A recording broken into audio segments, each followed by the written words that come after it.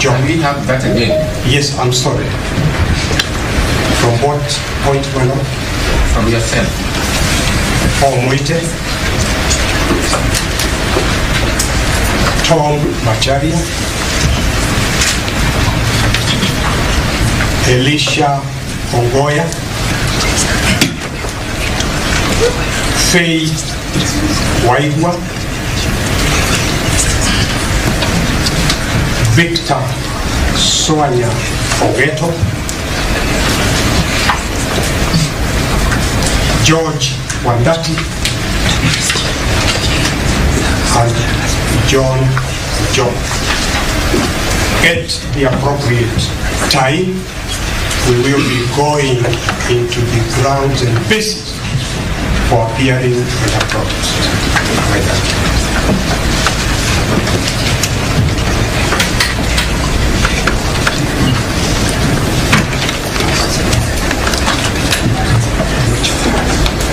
My Lord, before there were also certain clarifications that I would like to be given before the hearing for today.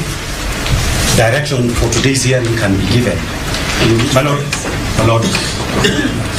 before we start the moves on that file, are there other files, especially file number petition E572 2024, sit before the bench?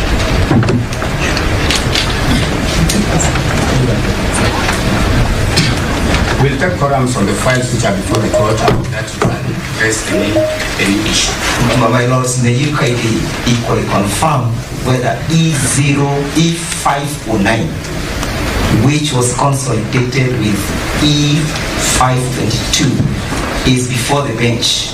One reason, Your Lordship, is that the bench was specifically constituted for that purpose.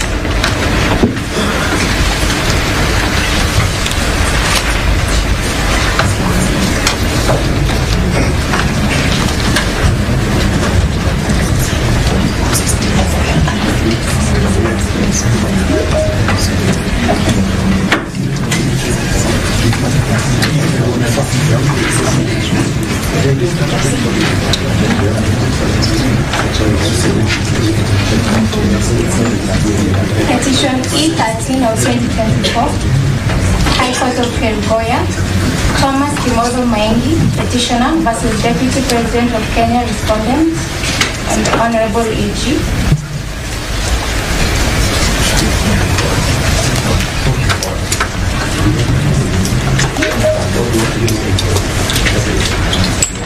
My Lord, that matter is not before the court.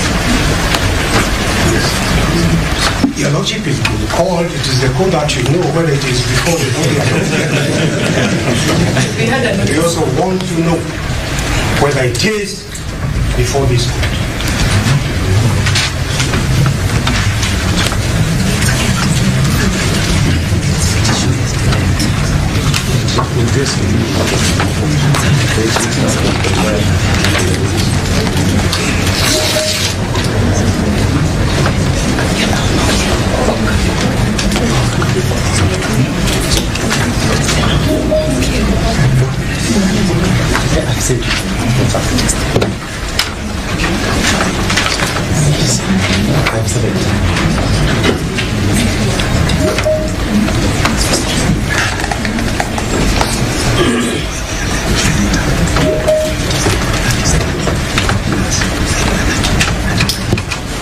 My Lord, my ladies, kindly, with your kind permission, I would also want to seek clarification for my own petition which I have filed, petition number E567.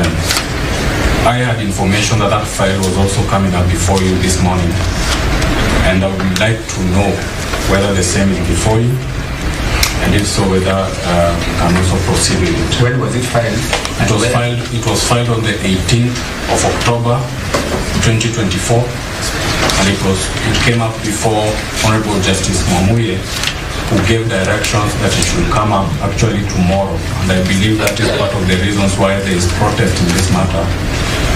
And then it I was informed that it's coming up today. So I also need clarification.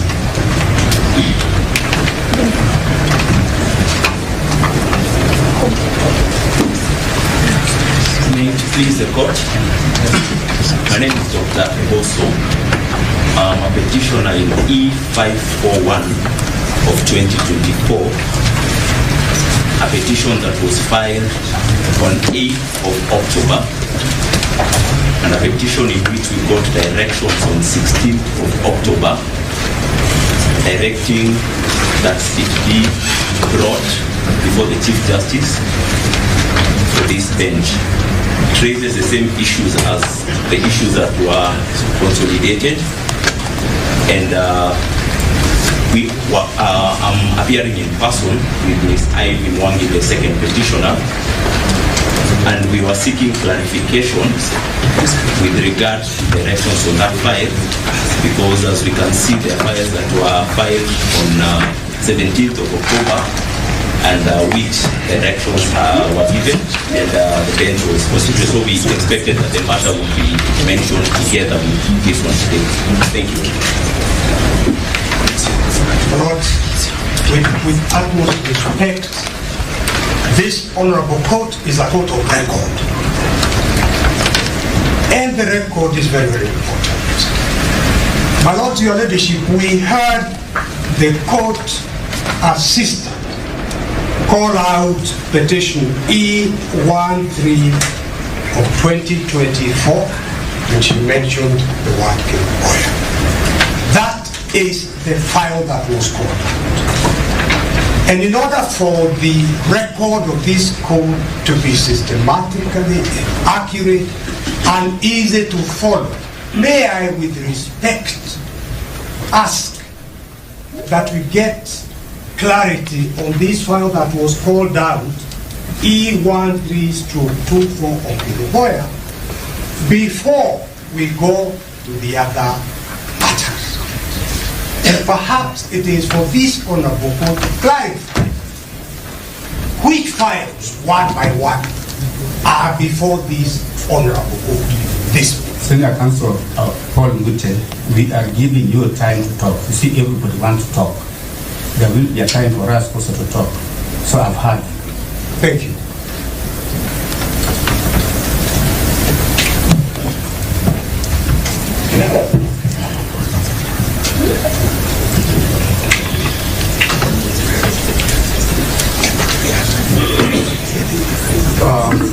For this morning, for the purposes of hearing this morning, the applications which are before the court are application number E0113, which was consolidated in Gachagua before it arrived here with E0114.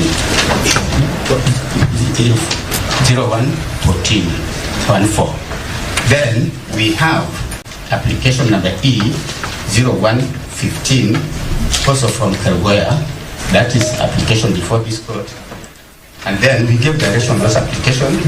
And then E565. Those are the three matters which are before this court and in which the Honorable the Chief Justice has constituted this bench for hearing and determination.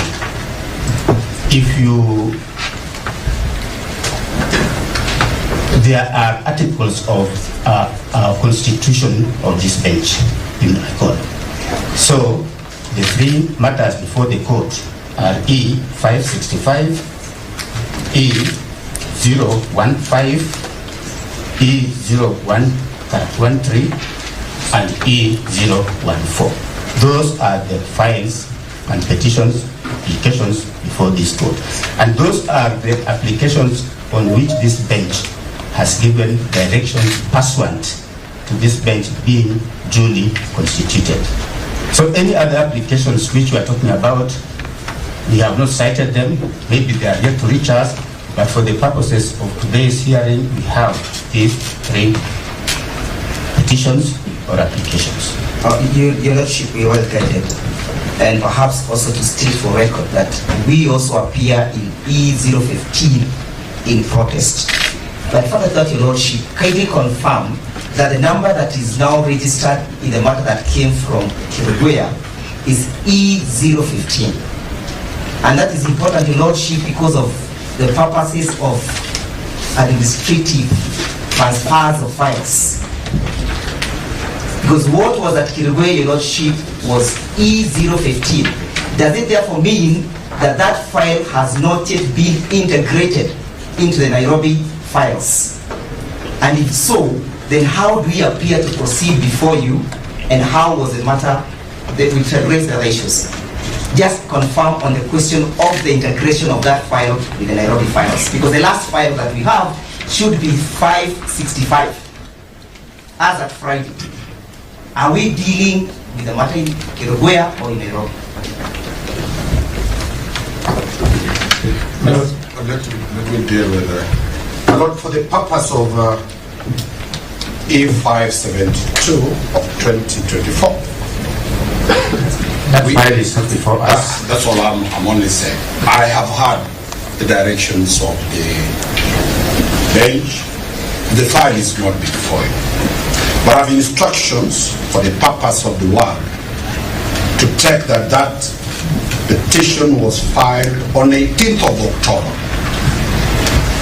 The same day the Kiriguya file were filed.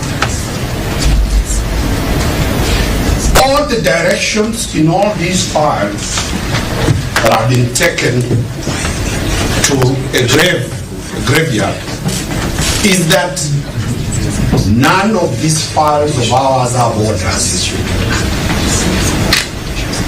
The reason as to why Kiriguya files before the learned judges is purely because they have orders to stop the swearing in of the deputy president-elect. The CJ could not have selectively decided to have only one file before you, my lords. This is a trial of the judiciary. It is a trial that goes to the root cause of whether there is impartiality. Mr. Yes, my lord. Mr. Omari. Yes, my lord. The file you are addressing us, we have said, is not before us. And the files which are before this court are the files in which this specific bench has been empaneled. Thank you, my lord. Allow me to mourn. Because the questions I'm raising are very pertinent, that there are files selectively brought before you, but there are others. Mr. Omari, we wouldn't know that because, as you understand, we only deal with matters in which we have been empaneled. We do not empanel ourselves. Thank you very much. The empanelment authority has heard me now.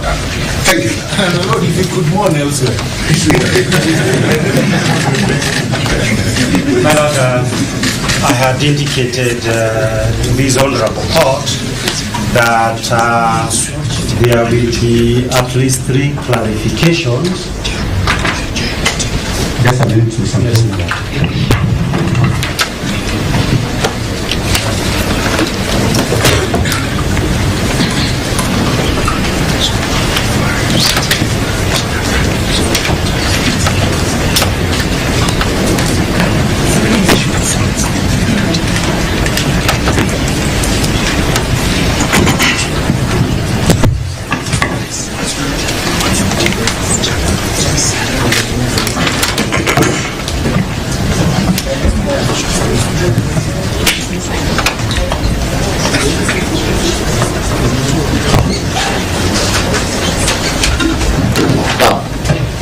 I think we need to get some things right. I want to clarify how these files are before this bench this morning. The 3 files which were filed in Kiriguya, that is 13, 14, and 15 of 2024, had some interim conservatory orders issued by the court. Further to the issuance of those orders, the learned judge made further orders requesting the Honorable Chief Justice to empanel a bench. Those files were transmitted, or the basis of that order, to the Honorable Chief Justice's office on the 18th of October 2024. On that very day, the Honorable Deputy Chief Justice empaneled this bench to hear those matters.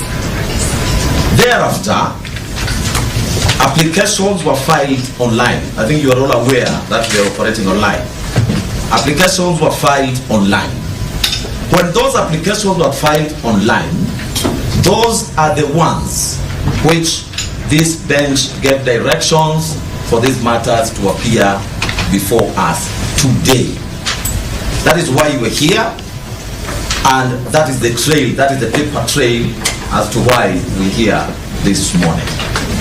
So I reiterate the position taken by the presiding judge that we will not be comfortable dealing with any other file, even if it's related to this file, which we did not give directions for it to appear here today.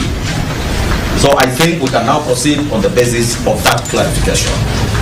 Thank you, Judge. My Lord, just a minute, please. Perhaps Justice, to add that the numerous other petitions that are coming up, I think the process is ongoing. Maybe not all the files have been transmitted to the bench. Maybe by the time we leave this courtroom, other files will have been transmitted to the bench.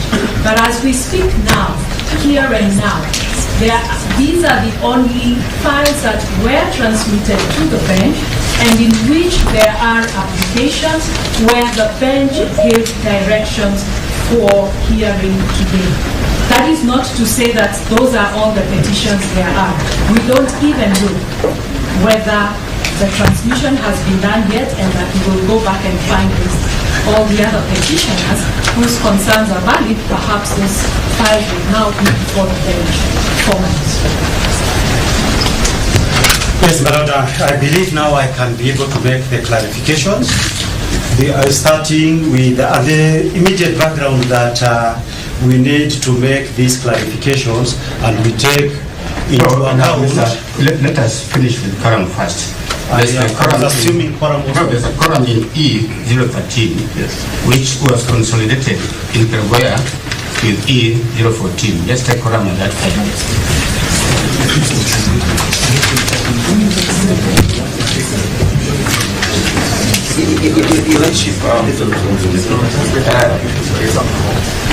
Your Lordship, is terribly something wrong.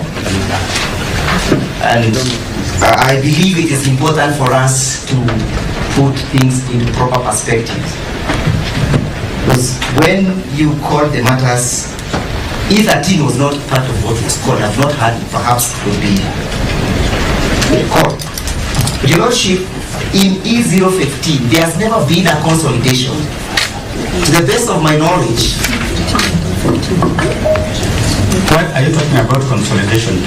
Nobody has talked about any consolidation. These files have not been consolidated. I think that is the next process would be going into. Nobody has talked about any consolidation. If you look at the record, you will find that the directions for today's hearing are given specifically on each and every file. There was no consolidation of any matter. No matter has been consolidated. So let us not dwell on things which really are not before the court. Now matter has been consolidated. Let us proceed from there. If you want to apply for any files to be consolidated, that is okay. As we speak now, there is no consolidation. The directions from this court were very specific on 3 different files. My lords, I'm well guided, but when Justice Rima was giving the clarification, I never heard him clarify whether the Kerugoya file has been integrated into the Nairobi system. Because we cannot be dealing with a file that is reading Kerugoya. Because of course, if there is no integration, Your Lordship, then there is a rat that is made. My Lord, may I say something? Let me answer you. You said that records speak for themselves. And for record, matters which came from Kerugoya came with their own record. And the record states here that the matter herein is consolidated with petition E014 of 2024 and the same to be delivered in the Chief Justice for empanelment of bench in terms of the ruling in petition E014 of 2024, a copy of which shall be placed on this file.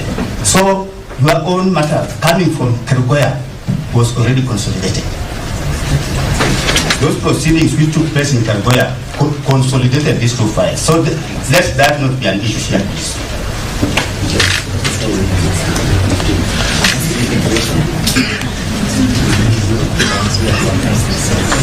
On the directions issues on 11th by Judge Richard Mwangaza, these were the directions. The petitioner in E014-2024 to serve their amended petition on all parties. Similarly, the petitioner in E013-2024 to serve their petition on all parties. Respondents to the petition to file their responses by noon of 17th of October 2024. Given that the files are being routed to Honorable Chief Justice forthwith, the parties' response to the amended petition and petition E013 of 2024 may be filed in Kerugoya under the Kerugoya case tracking system online, whereupon they shall be forwarded to Nairobi. So these proceedings took place in Kerugoya. So this court has not consolidated any matter. Petition number E014 and petition number E013 are hereby consolidated. The parties who appeared before the Kerugoya court were given those orders. Those were your orders. And with your permission, Presiding Judge, the reason why Nairobi has not opened another file to put together all the files from Kerugoya is this. Going by the orders which were issued by Kerugoya court, there was a specific order that because of the transmission, parties will still file their documents under the Kerugoya CTS, that is the court tracking system. We had to hold on to that so that not to disadvantage any of the parties until we appear today. Those are some of the things we will deal with here and make orders to the Honorable Deputy Registrar to formalize that. So there should be no cause for alarm. We will put everything into its place. I presume we may now raise the issues that we want to raise, particularly arising from the issues in Kerugoya. And I do not know. Then proceed and take forum on it. They were consolidated, so we don't take further forum on this matter. The Attorney General, I don't know, I had indicated to the court earlier, I need to raise some clarifications. Section 7 of the Attorney General's Act. You had already asserted it to speak. Does it override my right to represent my clients? I'm repeating it. Can she then say her piece? I say mine. Which matter are we now dealing with? We have 0115. We have 0115. My Lord, I wanted to say that Yes. the only matters before this court are the matters which had ex parte orders. The matters that came from Kerugoya E13 and E14, although consolidated, they were filed before impeachment and they have no conservative orders. We have E15. E15 has conservative orders, but E13 and E14, although from Kerugoya, they were filed before impeachment and they had no conservative orders.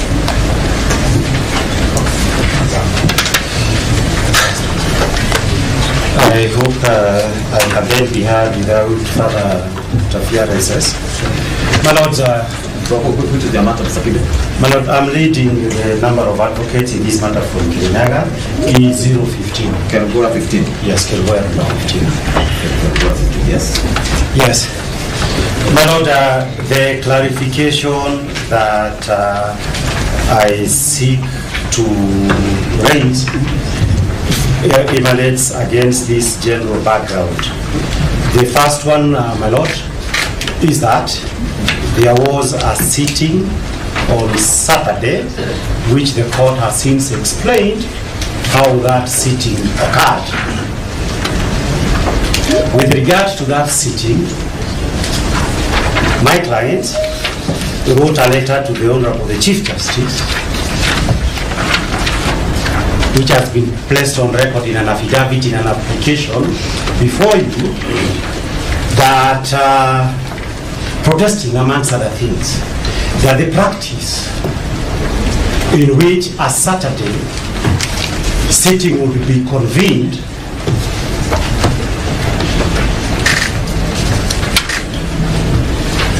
for purposes of hearing the executive and organs of government that have violated fundamental rights is a practice that is prohibited under the 2010 Constitution. That letter is on record. We do not trust that the Honorable the Chief Justice could actually do that because she knows the history about what used to happen. But we now learn, Your Lordship, sir, that you are convened by the Honorable Lady Justice Will, the Deputy Chief Justice. My Lords, arising from that are one, a legal issue and a matter of Article 150. My Lord, under the law, and we do this every day, I practice public law every day. Arising from that issues of the communication, speaking for 015, we expected that the general procedure would be, and that is what the orders implies, and required us to come on Thursday this week, that when the Chief Justice appoints a bench, she will do it in writing as required under Article 47 of the Constitutions. We would be given the number of those judges and the day that they will be sitting. This day, we have not received officially, because even when the sitting happened on Saturday, my Lord, may I think I have a right to raise those issues. I have a right to respond. Just give Mungai Muigai. I just want it for good order, okay, my Lord. Is that a clarification? Mungai? I am Mungai. I believe he will speak in response as soon as I'm done. Let me finish. My Lord, I wanted to assist the court because my learned friend has, I believe, filed a substantive application so that the court does not hear speeches in vacuo. My learned friend should identify what application he is ventilating so that even we taking notes know what we should be responding to. That's all I wanted to say. Professor Muigai was a former Attorney General. I respect him. He was also my teacher, my professor for criminal law. But my Lord, the point that I wish to make is that I am acting for specific clients today, and as the court, I should be heard in silence. He will respond. And I indicated that we have formal applications. What we are raising is an issue that is arising from what Judge Murima has indicated. We could not put it earlier in an application. So if I may proceed, my Lord, the issue is this, that we expected a notification in writing that these judges have been appointed and they would seek on a particular day. All those notifications, including in cases of abductions, have been that the first sitting by a bench has been on a working day. All applications, and I'm aware of this as a fact. So then the first clarifications would be, on what basis would, in an application by the executive, be convened on a Saturday? That is a substantive issue because of the second reason that background that we are giving. But under the 2010 constitutions, the constitutions provide for the Bill of Rights. My lords, under the former constitution,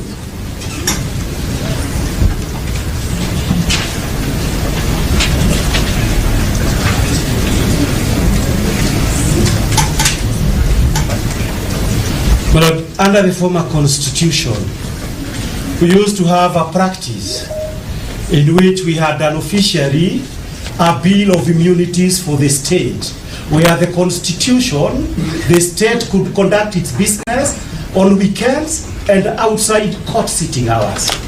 But because of that reason, that's why I'm saying this, we are sitting here pursuant to the orders made on a Saturday. And my Lord, we are also sitting here pursuant to an order made by the Honorable the Chief Justice. My Lord, for purposes of Article 165, I believe it's 4 of the Constitution, the powers of the Chief Justice to appoint a bench is a substantive power. It is not administrative. This power, my Lord, cannot be shared by the Deputy Chief Justice or with the Deputy Chief Justice. And because it cannot be shared with the Deputy Chief Justice, it is the reason why I say two things. That our instructions is that we must move this court immediately to set aside that order on the basis of its unconstitutionality. The Chief Justice of Kenya cannot appoint anyone, any judge, pursuant to Article 165(4) of the Constitution. And we shall place here the Deputy Chief Justice a formal applications. Issue number 2, my lords, arising from that. You apply that we discharge the directions of empanelment. My lord, I am saying that we shall make a formal applications to discharge that order made by the Chief Justice, Deputy Chief Justice. That's what we are indicating. My lord, number 2, and it is implied in the applications for disqualifications that we have filed. Number 2 is that we raise the issue that for purposes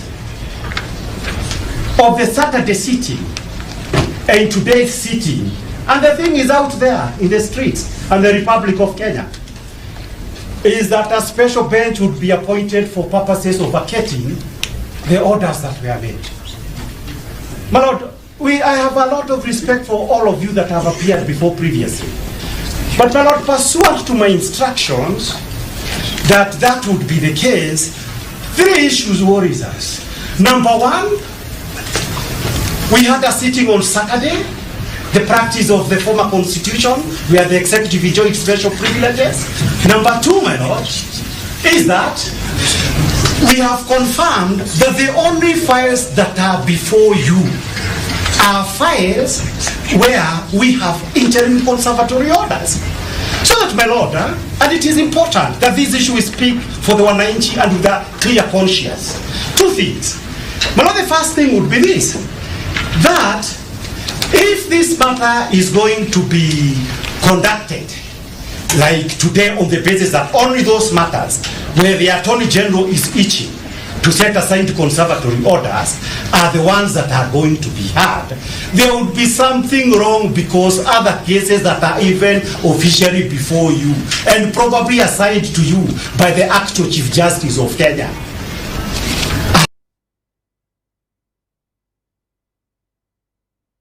are still pending. So what was this where you prioritize the state, as it used to happen those days before we had a new constitution? Issue number 2, my lord, is this, the issue of bias. And this is bias by the Honorable... I think, Mr. Mungai, you are going beyond ordinary comments. If you have an application which addresses those prayers or those issues, I think you... Let me raise the other issue that does not have to do with those prayers. My lord, the last issue, therefore, would be this. If assuming that cases that were supposed to appear before you are cases that came after the impeachment, my lord, there are about 4 matters, one of them in which I appear, and this is a fundamental issue. That matter is coming on Thursday. Okay? An express order of the court that has not been set aside. The question would be this: for purposes of good order and for purposes of us making this application, why would it be difficult even for this bench to order all cases, because that is a right to equality under Article 27 of the Constitutions, that deals with the same subject matter, come on a specific day where all parties have notice, so that even the issues that we are raising against the Deputy Chief Justice can be formally put on record, so that we do not have this anxiety that somebody is speaking off record. But Lord, why I say as I go to see it, why I say this is important is this: the matters before you over and over again, the repeated question has been, the right to fair hearing is being sacrificed. Under Article 25 of the Constitutions, fair hearing cannot be taken away even during an emergency. It is an absolute right in this country. So what, my Lord, arising from that, the question that we would like us to be addressed is that to say that we are going to conduct matters by installment, and the only justification for the chosen installments being that the Deputy Chief Justice is biased for the state and has therefore constituted a bench that can be able to hear the state's application, is clearly not permissible.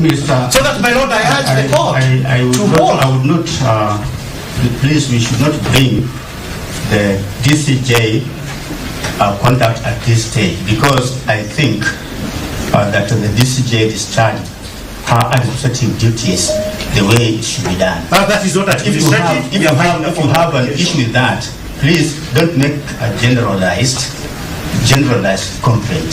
Well, this is not generalized. It is in writing, and we are making a formal application to ensure everything is done on record. And that right, as I said down, the issue of that right is that we have had a situation before the National Assembly, before the Senate. It didn't seem to matter. Before the High Court, my lords, I submit the right to fair hearing under the Constitution must count for something.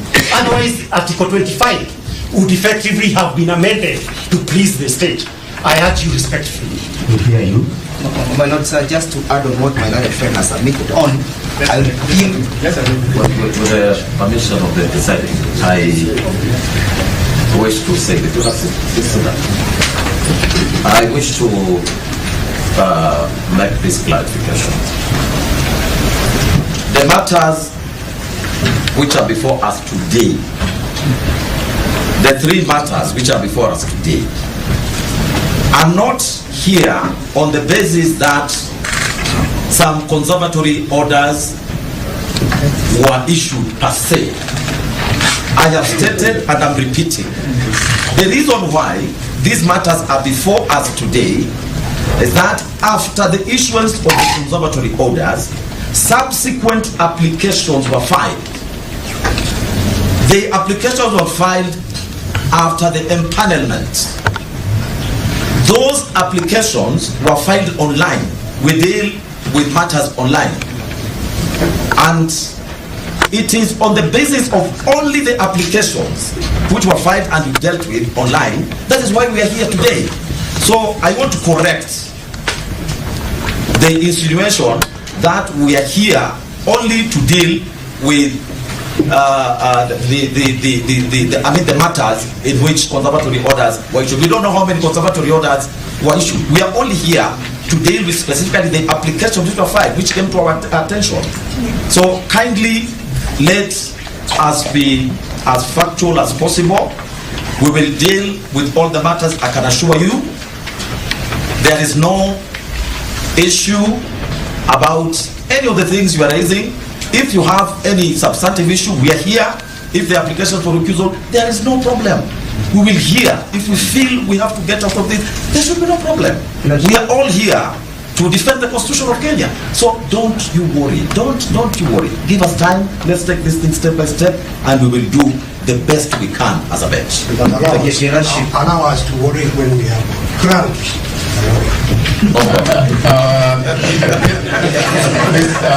Senator Mwite and Council Negua, You know, when you argue, the way Mr. Mwangaza has argued, that court starts on Saturday, you are arguing on both sides of the court. You know that we work online, and most of you know that matters reach us anytime,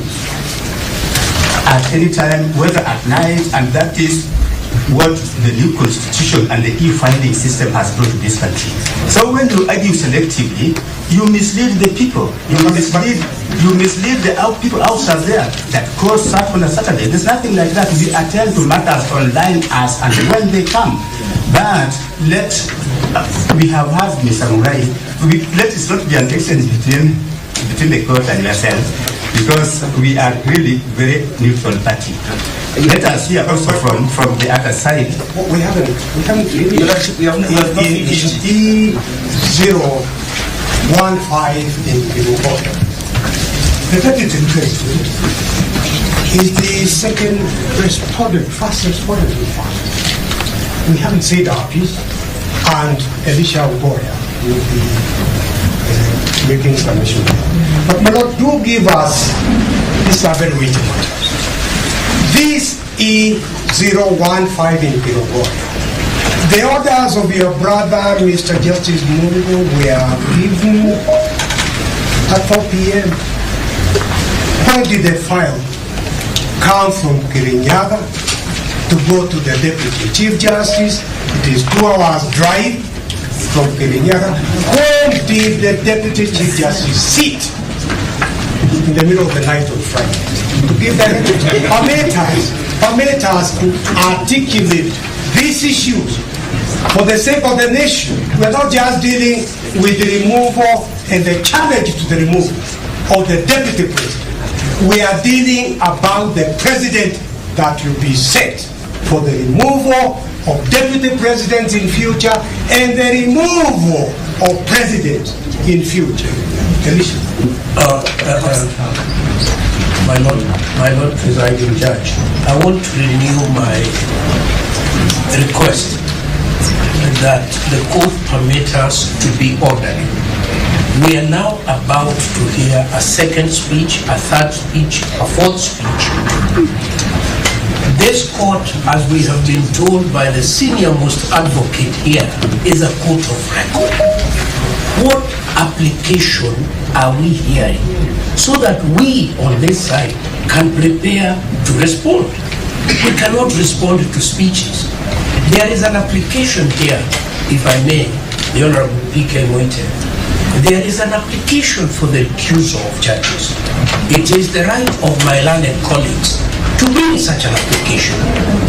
But having brought it, they should then confine themselves to it.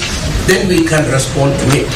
But we cannot sit here the whole afternoon listening to speech after speech intended for another audience other than this one.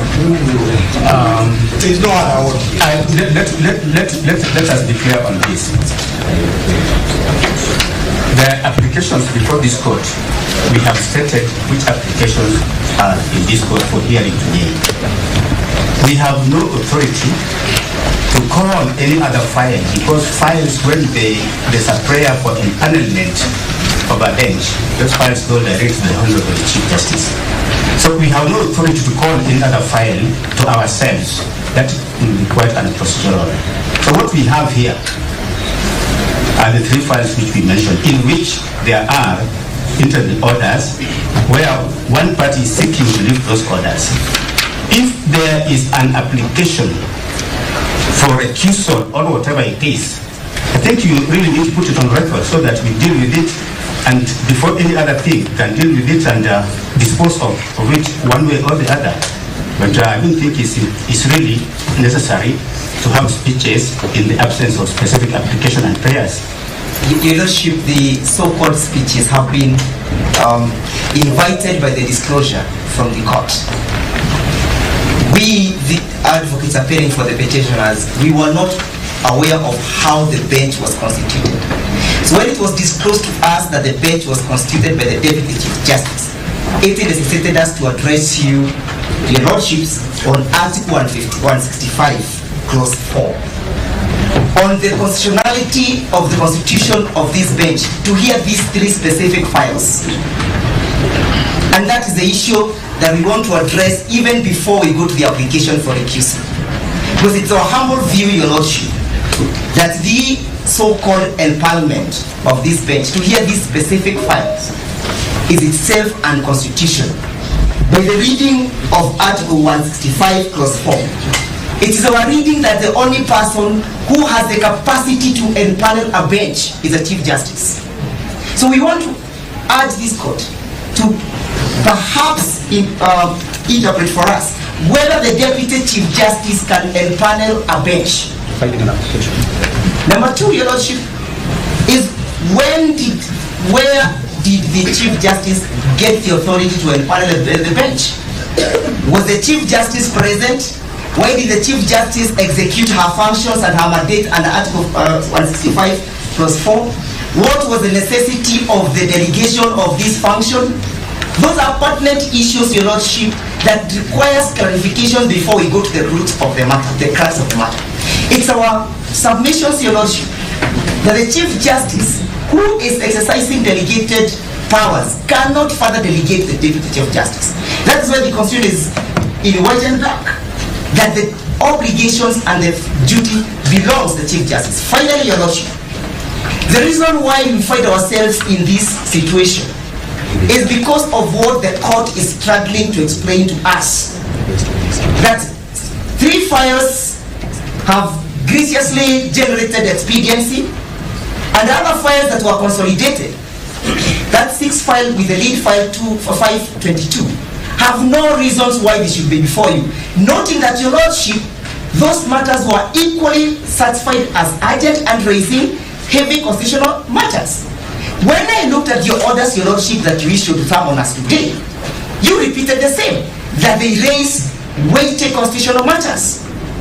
Why are we being discriminated by the court that our files are not considered as a priority, and that the files with orders are the only ones that the court is sitting on a Saturday? The Chief Justice is empaneling, the Deputy Chief Justice is empaneling the bench. We are called, in a lightning speed, to appear before you. Is it not because there are some orders that the state wants to vacate? You cannot run away from that reality, Your Lordship, most respectfully. My Lord, with your kind permission, for the record, Dr. Kamoto for the 5th respondent in Israel. I believe the reason we are here and the reason why we took quorum is because we recognize that there are different parties to these proceedings. So it will be abominable for a section of the parties to seek to colonize these proceedings and treat them as if they are the only ones entitled to the audience of the court. So in this regard, my proposal is as follows, that each of the parties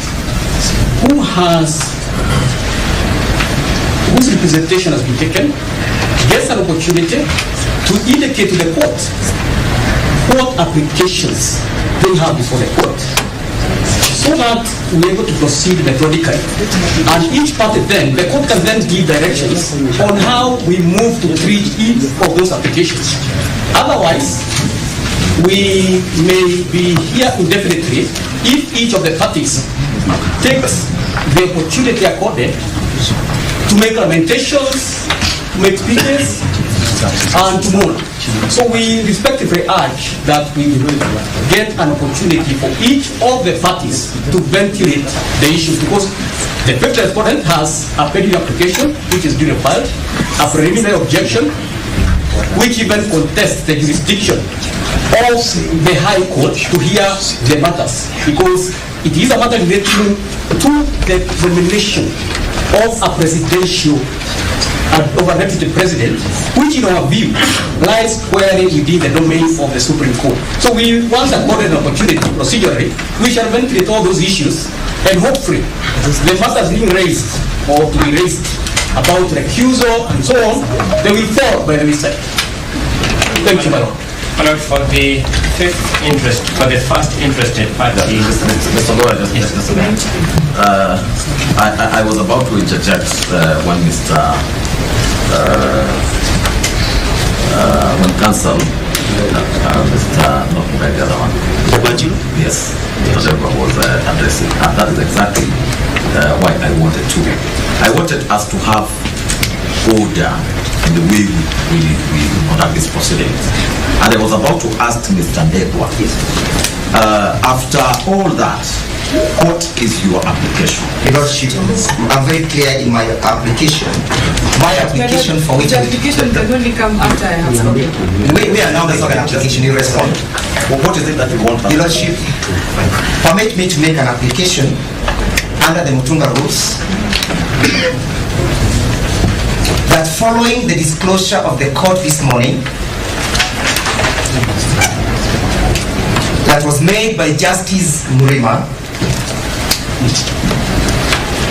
that this honorable court does determine whether the Deputy Chief Justice has the power to empanel the bench under Article 165, Clause 4. Your Lordship, and whether, if she has any power of that nature, the same ought to be communicated to the members of the Republic by the Chief Justice,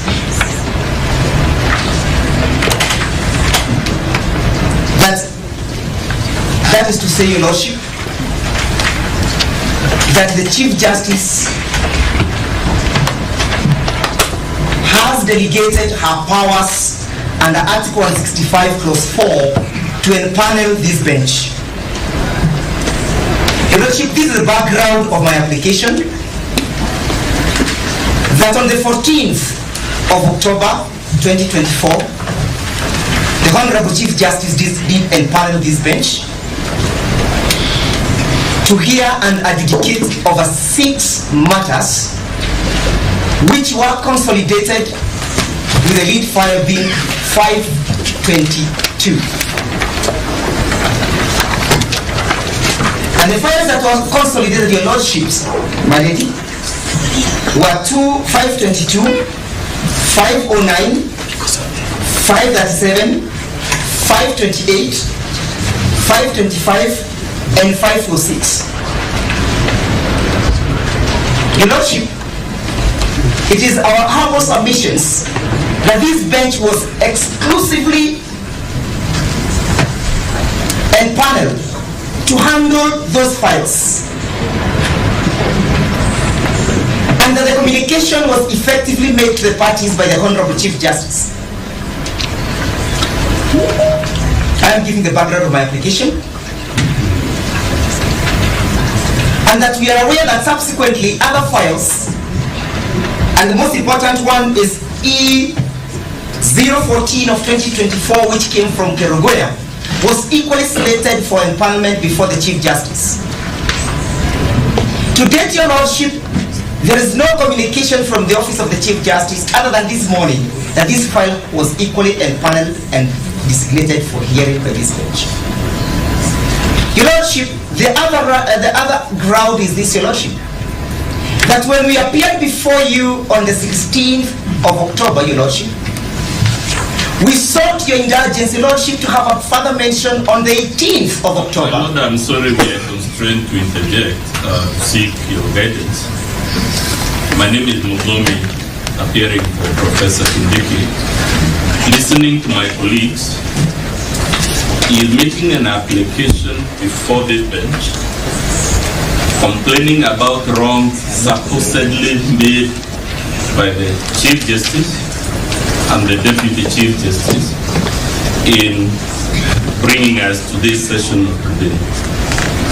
For me, the clarification I wish the court to provide is whether an application of that nature can be made informally without the CJ and the DCJ being made parties to that application and being offered an opportunity to explain, so that to be fair on these state officers, it's easy to speak to the gallery and cast all manner of insinuations and aspersions against them. And if my Lord finds that an application of that nature cannot be made informally without actually filing a formal application and joining the CJ and the DCJ so that they have a chance to respond to these insinuations, I suggest again, and I beg the court, I'm a very junior counsel, but Professor Muigai wonders that we run the risk of coming to a court of law to speak to the gallery. In parliamentary language, what I fear is happening is what is called filibustering, my lord. To filibuster is where you go to a forum intended to deal with the business of the day, and you keep making speeches upon speeches that have no bearing on the business of the day, where the motive is to ensure that the business of the day is not conducted. To the best of my knowledge, the business of the day, there were applications on their side, there were applications on our side, and the court was graceful enough to give both sides an opportunity to come today to ventilate those applications. Instead, we've lost 2 hours, my lord. We've not been addressed on those applications. We are just filibustering. My lord, perhaps if I may. Yes. Yes, my lord, you are being invited to interpret Articles 161 and 163, 1B, 1 and 2, which designate the Chief Justice and the Deputy Chief Justice as head and deputy head of the judiciary. And you're being asked to inquire into the manner that they perform their duties as head of the judiciary and to interpret Article 165(4). That can only be a substantive, through a substantive application to which all parties must respond. I think my concern then, Ndegwa and my friend Kibe, is that you are taking the court for a long ride and we're ending up wasting a lot of time in court. I wish you could go to the issues. If the question is, if you are ending up with an application for the disqualification of the bench, why can't you go to that point instead of beating around the bush, as you would say? Well, if I may, just to bring it to the court's attention, that the issue that my learned colleagues have taken up rather dramatically this morning is an issue that they have taken up with the Chief Justice by way of a letter. Before they came to court, they have taken up those issues with the Chief Justice by way of a letter. If that is the avenue that they have chosen, then let them deal with it by way of the letter. It isn't anything that should take your lordship's time. That letter remains. They have written it to the Chief Justice. We have been copied on the letter, and we await the learned Chief Justice's response to the letter. It isn't anything that should take up time this morning. My notes, if it pleases the court, my name is Ajay Mohi. I am acting in person. We filed an application and a certificate of urgency on the 8th of October 2024. Before this bench was in panels on the 14th of October 2024. Unfortunately, some of the credit we were seeking have been overtaken by events. My lord, and today as the heart of our application has not been placed before you, and we are just concerned that our application will once again, investment and once again overtake our application. My lords and my lady. So we're asking with the kind indulgence, if you would please at least allow us time, my lords and my lady, for our application to be consolidated and heard together with the other applications that have been heard today. Madam Lady, for the 15th interested party in 15, I just be heard for 1 minute only. My Lord Judge asked an important question. How do we move forward? But the paradox as I got it, because I don't make speeches, is that my colleagues accused this side of making speeches, and in the process they made speeches. But having said that, my Lord, an issue has arisen following disclosures by my Lord Justice Grima about how this bench has been constituted. It's now apparent that the petitioner and the first interested party in petition 15 have an issue with that. We suggest that we be given time to file a formal application. It could not have been filed earlier because the disclosure has been made here. And since that issue goes to the core of your capacity, it ought to be resolved preliminarily, whether you have been properly empaneled is the most preliminary of preliminary issues. We add that you give direction on the nature of a timeline when that application ought to be filed, a timeline when responses will be filed, then give us a return date to come and canvass that application on whether you are properly constituted. Because if it turns out that you are improperly constituted, even the issue of recusal becomes secondary. But if it comes out that you are properly constituted, then the issue of recusal now follows.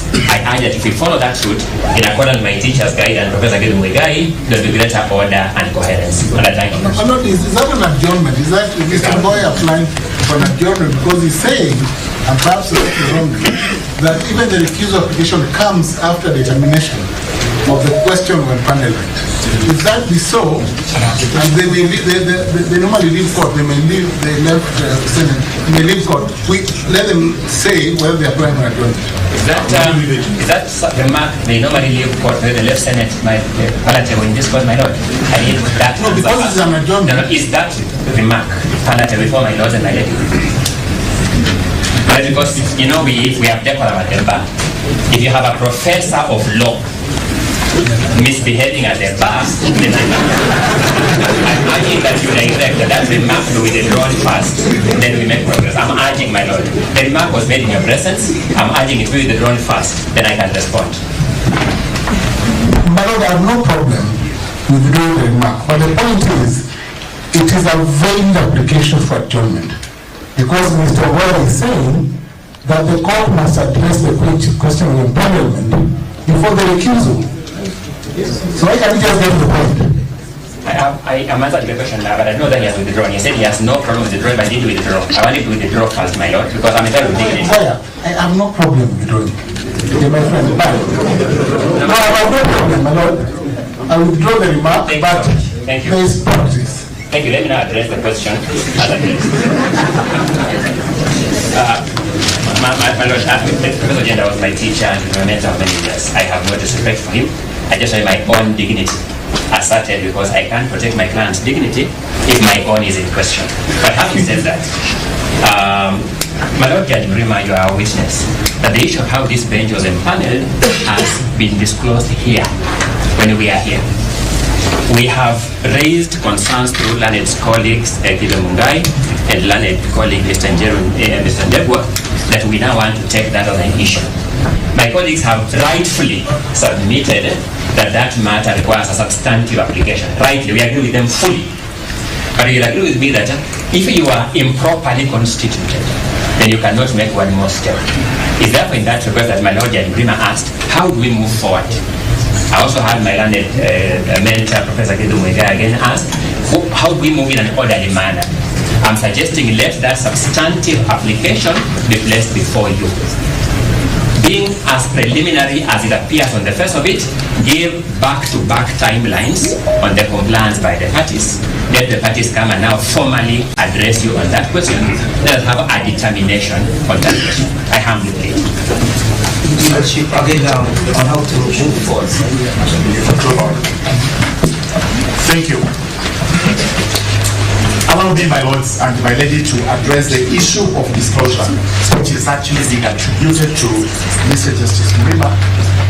And sometimes it's good to tell the truth, because the issue of how this bench was empaneled has not come to light. It is now. They actually knew of it, and this, or should have, they would have found out.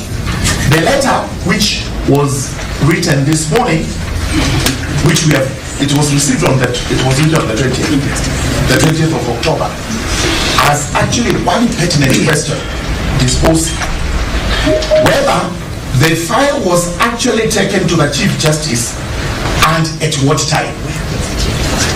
So they are actually knowing something regarding that. Then we are dealing with constitutional functions under Article 165(4), which means they were saying only the Chief Justice can constitute this bench.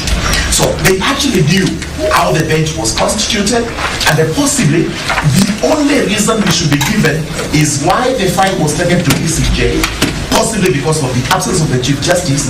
They will have to tell themselves to why we have the Chief Justice being the head of the judiciary and the Deputy Chief Justice being the deputy head of the judiciary. In the absence, that's what the Constitution provides. In the absence of the Chief Justice, it is the Deputy Chief Justice who is supposed to do administrative work, which, and here, let's not reverse what we were told. But as we do in the Parliament, you go around in circles to waste time so that the motion possibly is defeated by a fraction of time, which is what they are trying to do. The truth is this: it is well known in practice that the court's administrative functions can be done at any time of the day, including this bench can sit up to midnight without anybody questioning. So the issue of when the Chief Justice, Deputy Chief Justice sat does not arise. As to what happened on Saturday, again, this is purely administrative. For the Speaker of the Senate, may we be heard?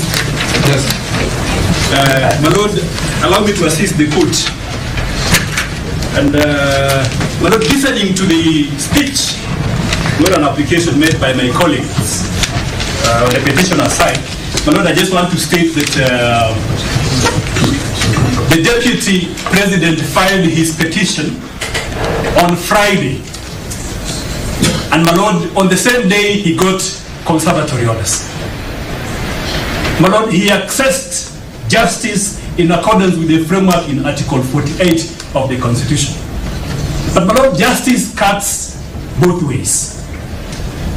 My Lord, the respondents on the same day filed an application to set aside those conservatory orders. My Lord, properly constituted, this court has issued directions that those applications be heard today. My Lord, under the Mutunga rules, there is a fundamental doctrine which we are all missing. The doctrine of timely resolution of that kind of disputes, especially disputes that are of immense public interest. So, my Lord, if you look at the applications which have been made, or speech made by the petitioners, my Lord, you will see that they want to split hairs. My Lord, the Constitution expressly provides that the Chief Justice shall appoint a bench to sit on matters which raise substantial questions of law.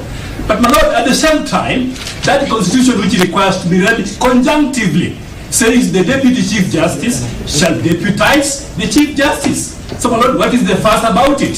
So my Lord, my request is that the application, this speech by the petitioners, is solely meant to delay the business of the day. And my Lord, I request in public interest, my Lord, I request in public interest that you give directions. We proceed with the application. We are here to respond the application for conservatory orders. And my Lord, you also hear our application to set aside the conservatory orders. My Lord, that will make juridical sense and promote public interest. Thank you. My Lord, if I may just add, this court has the control of the proceedings. And this is a very weighty matter. It concerns the Deputy President of this country. I will not allow everybody to speak, because if everybody is going to speak, we are going to head nowhere. A challenge has been posed on the validity of this bench to sit. This is the direction we are making. The application challenging the validity of this court to sit must be filed within 1 hour and responded to within 1 hour. We will come at 2 to listen to that application.